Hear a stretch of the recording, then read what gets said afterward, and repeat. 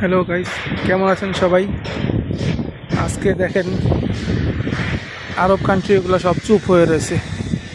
এক ইয়ামিন, একটা গরিব রাষ্ট্র মধ্যপ্রাচ্যের, তাও তারা বোমা মারতেছে। আর এই সৌদি আরব কোনো কিছুই করতেছে না। একটা এখানে অনেক কোম্পানি আছে, বড় বড় আমির আছে, শেখ আছে, তাদেরকে অনেক শক্তিশালী দেশ সৌদি আরব।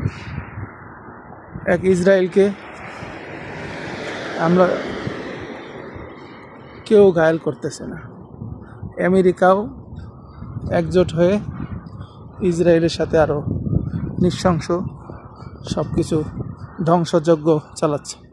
মুসলমান বিশ্ব আজ চুপ করে ঘরের মধ্যে বসে গুটি গুটি পায় বসে রয়েছে। আজ কোনো মুসলমানদের ঐক্য নাই।